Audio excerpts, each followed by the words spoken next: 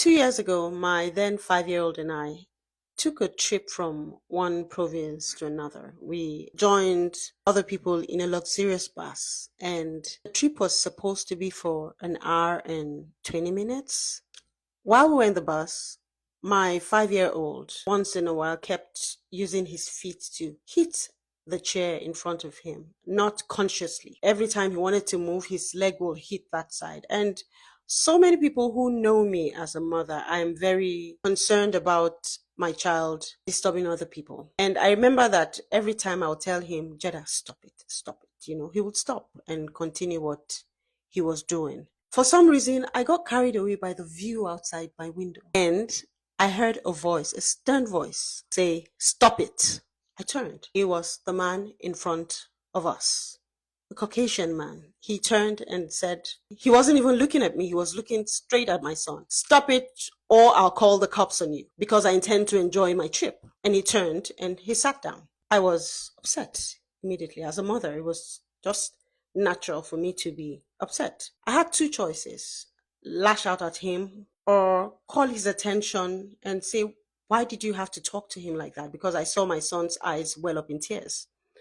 But the African mother that I am, and the fact that I grew up in Nigeria, where we believe that it takes a village to raise a child, I looked at my son and I said, you see, I've been telling you. And he behaved. He didn't cry. He kept quiet and the trip continued. But while we were on that trip, I was boiling inside of me. And a part of me was hoping that the man in front will do something very little that will make me spark and say, you see? Oh, please, you're disturbing me as a mother. But after 20 minutes, the Christian that I am, I had let go and let God, and I forgot about it, and the journey continued. When it was like 20 minutes to the end of our trip, the bus stopped, and I found out it was a man's bus stop. He stood up and turned to my son and said, you've been a very, very good boy. He brought out $5 and said to me, give it to him. I had two choices again.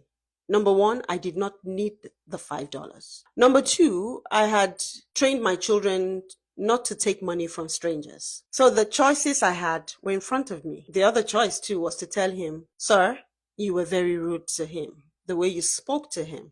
But I realized something in that moment. It is not a bad thing for a child to realize that sometimes you can be rewarded for being good. That's one lesson I wanted him to take along with him. And I looked at the man and I said, give it to him. My son, who was already excited, took the $5 and said, oh, thank you, and smiled at him. And he left. And I think I have a picture of it. My son held on to the $5 like he just won a Nobel Prize. All through the trip, he was calm. And when we finished what we're doing in that province and we were returning home the next day, he was well behaved throughout. What am I trying to say? Sometimes as parents, we are quick to attack anybody who we think is correcting our children.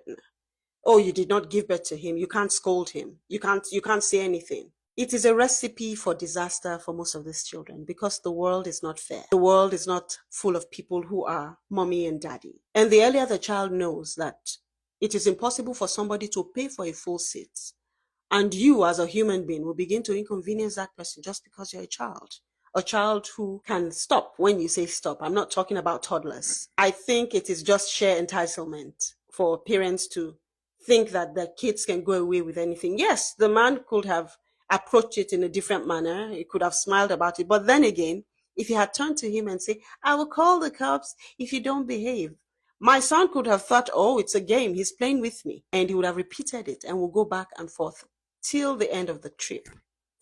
So what I want you to take from this is life is not full of mommy and daddy. There are some people who don't have kids. They don't understand how it feels. And as a parent, we shouldn't be always quick to fight certain battles. I could have played the race card too, but that would have been a wrong impression and a wrong message to pass to my son. Children like that usually grow up to be terrors in the society. So dear mommy and daddy, sometimes take certain things with a pinch of salt. There's a lesson there.